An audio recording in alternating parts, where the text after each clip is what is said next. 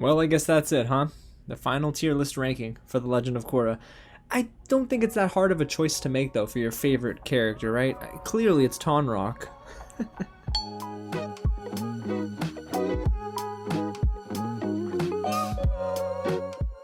What's going on, you guys? James here, and no, Tonrock is not my favorite character in The Legend of Korra Season 4. However, he's on this list, but not for the right reasons. Now, before we get into who made the list and who didn't and where each character falls, if it's your first time here at the channel, guys, welcome to Real James, where I do this every single day. We talk about TV, we talk about movies, and everything in between. So if you don't want to miss out, go ahead and hit the big red button below, subscribe to the channel, and tap on the bell so you don't miss out on videos just like this all the time. And if you haven't, smash that like button and get loud in the comments below. I want to know what your guys' rankings look like. Are there any characters that I left off that you would have included, or do you agree with how I'm ranking these characters? This is not new to the channel, guys. If you are familiar with how I've been covering The Legend of Korra, we've done a ranking list after every single season, and if you've missed out on any of my reactions, they're right at the top of the screen. Wow, it's been a journey, guys. It has been beautiful. We reviewed Season 4. I loved it. That finale, Korra and Asami, I want all of them. I want their own show, actually. I'd love a spin-off with Korra and Asami.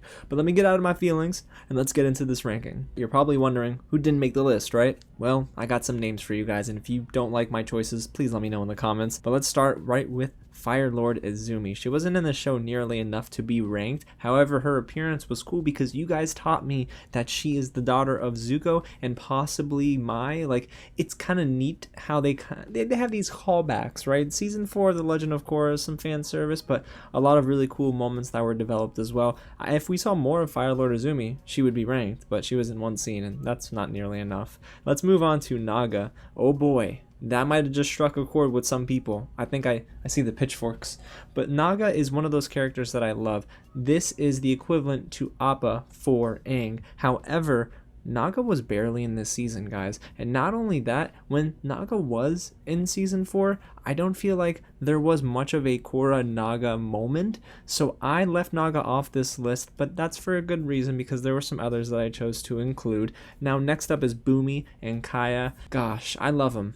Right? It's Tenzin's fam. I am a big fan of Bumi and Kaya. However, in this season alone, they strayed from some of these major characters they introduced in book 3. That was one of my big complaints about this season, and I did talk about that in my season 4 review, but Bumi and Kaya had to be left off because, well, there's just not enough room for everyone, and unfortunately these two didn't do much in Season 4. Now we're moving on to Tonrock and Senna. I joked about Tonrock in the beginning, guys, but man, he was maybe in 2 or 3 scenes, and there were some moments where you kind of thought maybe they would trend in that direction, Korra's impact on her family, but not really. And Senna, again, a non-factor. Tonrock maybe had 1 or 2 lines, I think, but other than that, Tonrock and Senna had all their shine, I think, in book 3, but in book 4 they were put on the back burner.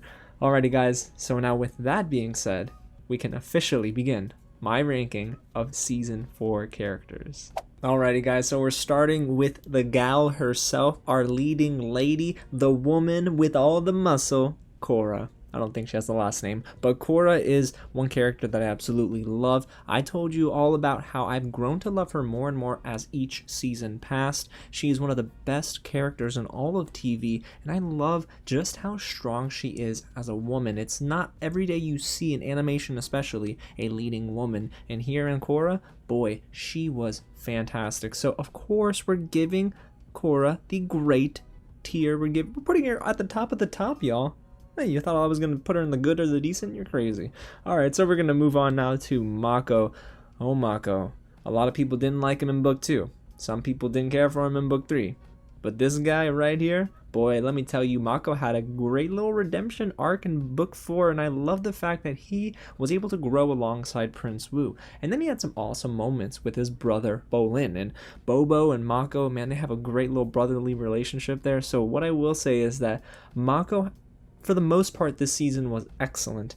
However, was he great? And that's what I've been thinking about before hitting record for today's video. So guys, what I will have to say is I'm putting Mako in probably an unpopular category here. I'm putting him in the good tier. And the reason I'm doing that is because Mako is one of those characters that when he's in front of the camera, he's excellent, but he's almost an afterthought when he's not present. And in Season 4, I feel like he didn't get the strongest moments. However, I did love his moment with Bolin.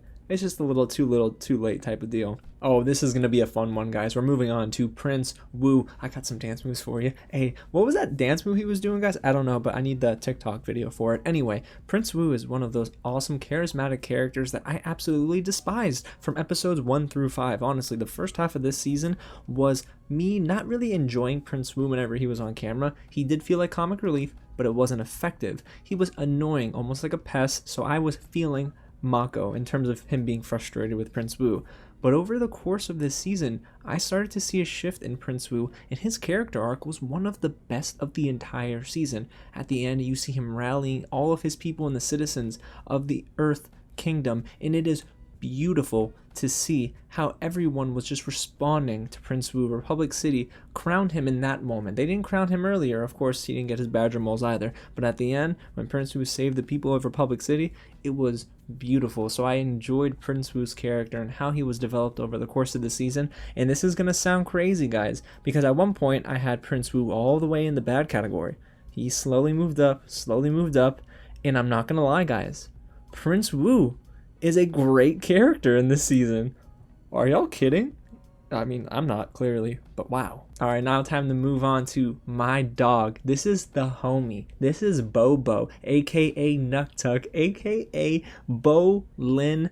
I don't really remember his last name or if he had one, but Bolin is great. However, in this season, I almost feel like they downplayed his own bit of character development. Now, there were moments in the beginning where I thought, boy, we're going to focus on Bolin, whether he's doing right or wrong. And then after a while, they kind of strayed a little bit from that. And then at the end, of course, they hit a home run with him and Mako.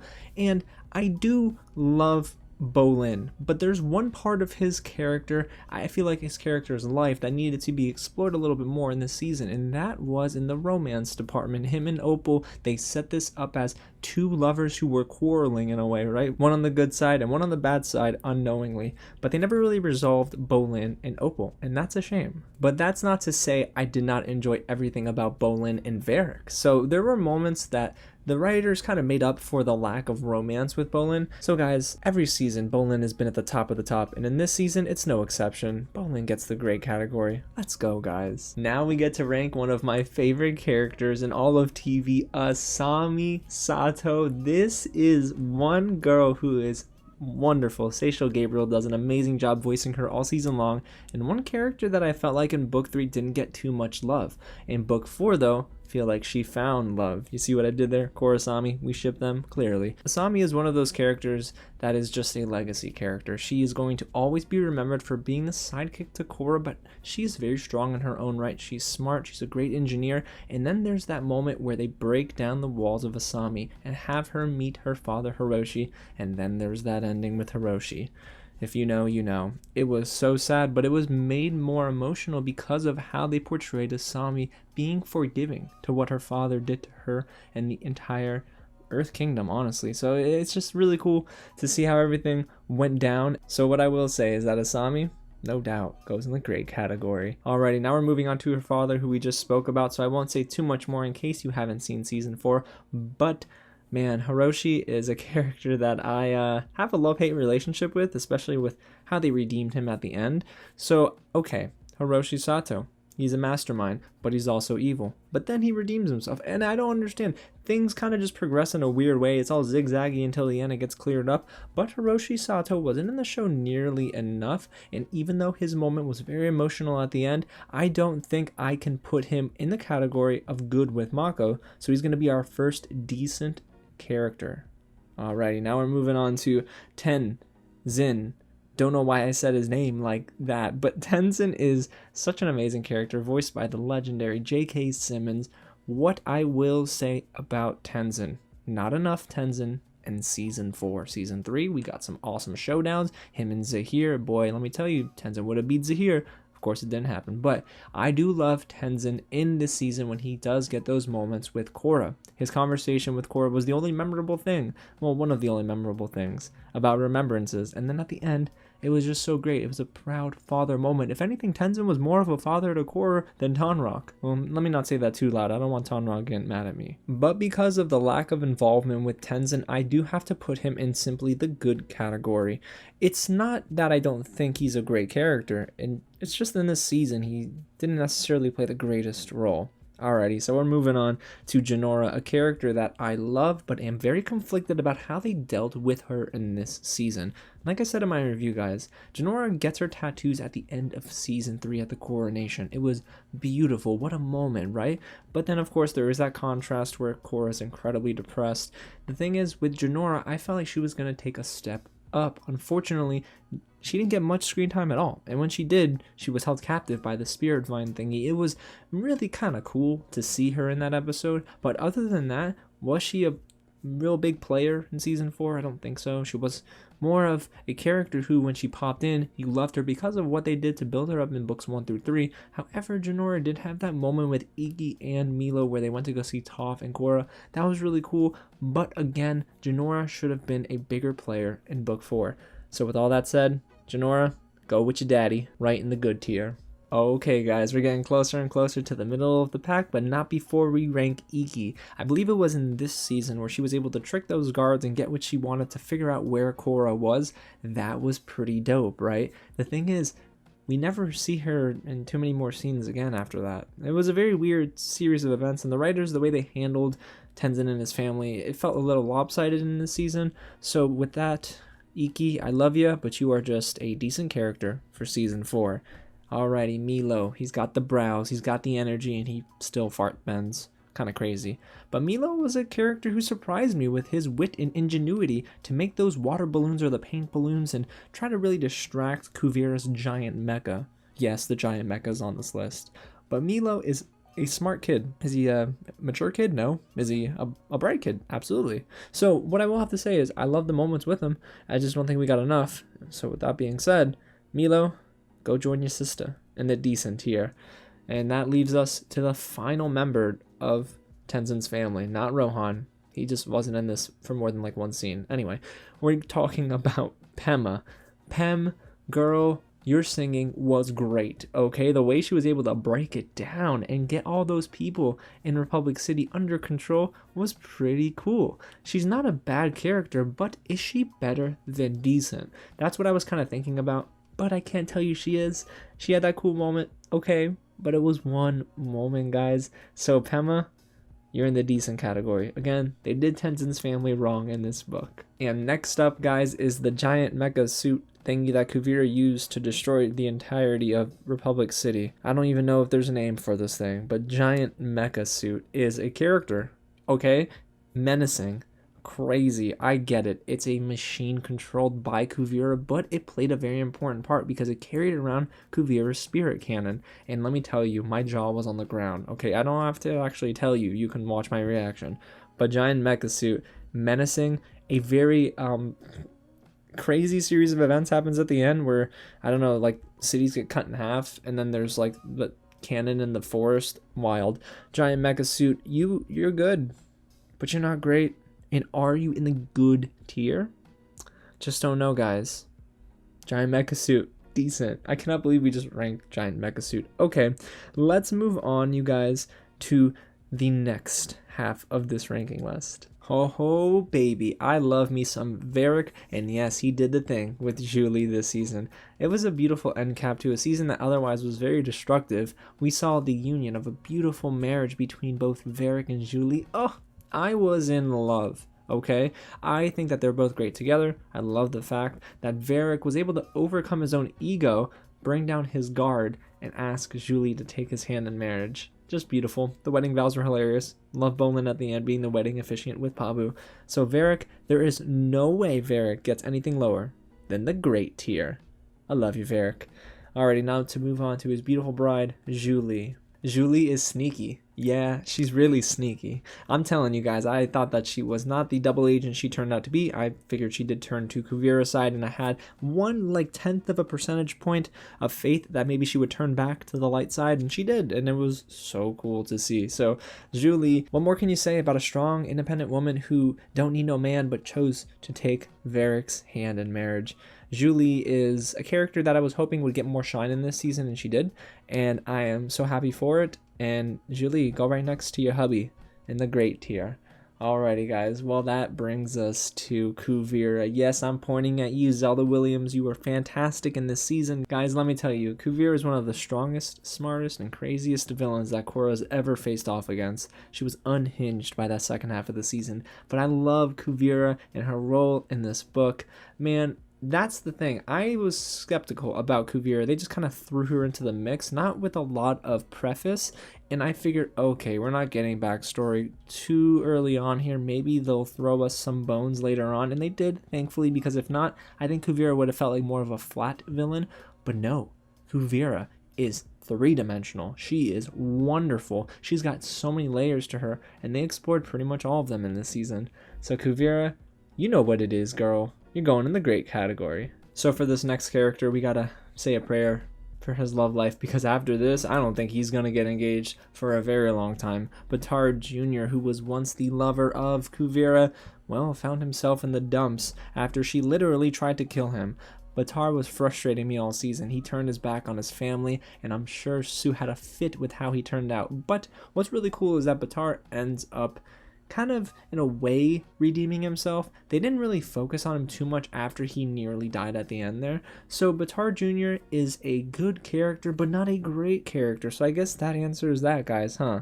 Bataar Jr., get in the good tier, sir. Okay, now time for one of my favorite characters ever. Toph freaking Beifong. I love Toph so much. When she appeared, boy, you know I smacked my face harder than I ever smacked it before, I think. Well, there was this time I ran into a bush and then hit a mailbox. But Toph is so cool. She is the epitome of a wonderfully written character over the course of 2 different series. See, sometimes I think that this show can dive into the fan service category, and they did a little bit with Uncle Iroh. I will not deny that fact, but Toph was not fan service. She served a purpose, rather. She was able to kind of close that chapter between Lin, Sue, and herself.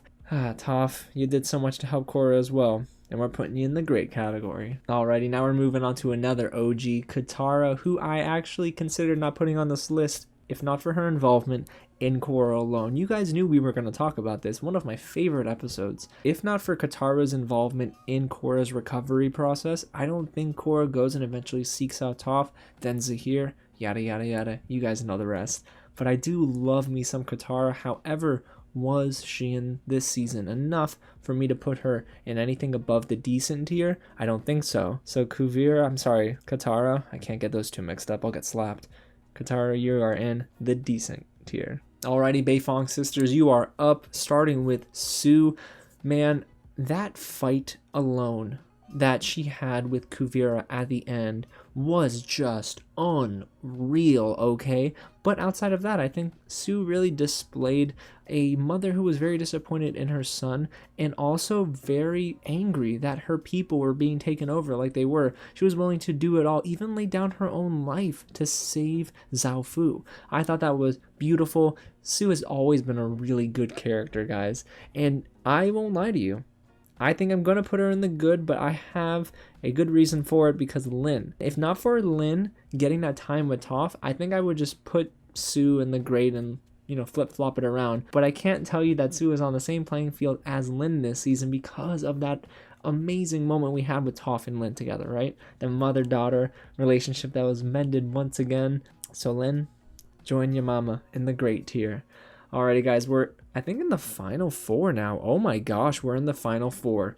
Sorry, NCAA. The final 4 here is much more thrilling than your tournament. Let's go ahead and start with Opal. The writers did you wrong, honey. I'm so sorry to say, but guys, I was disappointed with Opal this season. But not because of how she was as a character, it's how she was written. Unfortunately, Opal and Bolin should have had that moment at the end that Korra and Asami had. Not on the same level, clearly, but they didn't. Opal had no real resolution with Bolin. I feel like there was maybe that little glance, that smirk at the end of Operation Beifong, but I can't tell you that Opal was really a, very good character. Was she even decent? Maybe. She kind of pushed everyone to go and save Zhao Fu. So I guess what I have to say is Opal is Nah, gosh, I gotta give her the decent just because of her influence over Bolin and in that one episode where she pushed everyone to go help Fu. Now we move on to Kai. Here's a character that I absolutely loved in book 3 and also in book 4 when we saw him in one scene. I was so excited. Outside of that though, I can't tell you that I do love Kai. I think that Kai is one of those characters that they should have shown more love to. Bolin took Kai under his wing. Mako made sure to police Kai and eventually made good with him at the end of book 3. And then all of a sudden Kai grows up a little bit, right? And we don't see him at all in book 4. It's a disappointment. It's a shame. However, what I will say is that Kai gets the lone distinction so far of bad. Okay, guys, the final 2. Here we are. We're at the end. Who wins in a fight here, by the way? Pabu or Zaheer? I'm gonna pick Zaheer. But Pabu is a great little red fire ferret. It's beautiful. I love Pabu so much. And if you're wondering how the heck do I have Pabu on this list and not Naga, well, Pabu at least had some involvement in that wedding scene. Naga was kind of non-existent the entire season. So I do like Pabu, but was Pabu in this enough? No. Pabu, hey buddy, I still love you. You're a great character. But in this season alone, you're in the decent category. Gosh, Kai must be so mad at me. Okay, so let's get right into the final ranking for this season, guys. Zaheer. We do not fear you, Zaheer. However, I did in that one moment. See, Zaheer is one character that I did not expect for them to bring back in this season, and yes, it was a little bit of a controversial topic where Korra goes to meet her abuser and the person who caused all this trauma and PTSD to linger in Korra's mind. However, Zaheer said the enemy of my enemy is my friend. Zaheer was a little jelly, I think, of Kuvira and how she was taken over Republic City and whatnot. But what I will say is, I think Zaheer is one character that will forever be arguably the strongest villain that Korra has ever faced. Now, when it comes to where I would place Zaheer, I don't necessarily think he was on the level of a Korra or even a Varrick in a way, but I will say he had a big enough impact in Korra's life and her story in this book for me to put Zaheer in the good tier. So there you have it. I've ranked every single major character of season 4. Now, what do you guys think of this tier list? I think it looks pretty darn good. But if you don't love how my tier list looks, let me know down below and drop me your rankings. Guys, I want to see who's at the top, who's at the bottom, and who's the meat in the middle. And if you're wondering who was my favorite character in this season, it hands down Korra, okay? Korra's journey through all of her trauma and PTSD to eventually find true love at the end and overcome and win, and not only win but know that she is worthy of the title of Avatar, is a beautiful end cap to an otherwise wonderful season. Not my favorite season, but it is a very solid season. And make sure to go ahead and hit the big red button below because, guys, we got some more content coming. You thought I was done talking about The Legend of Korra? I hear I gotta read Turf Wars. I gotta go ahead and get to the comics for Avatar The Last Airbender. We got a lot more stuff to do here on the channel, and I might spice it up and start the Dragon Prince. We'll see what happens. Alrighty, y'all. Well, hey, I gotta get to work on some more content. We got a ton of reviews coming this week. So again, thank you a ton for watching, and I'll catch you at the next screening.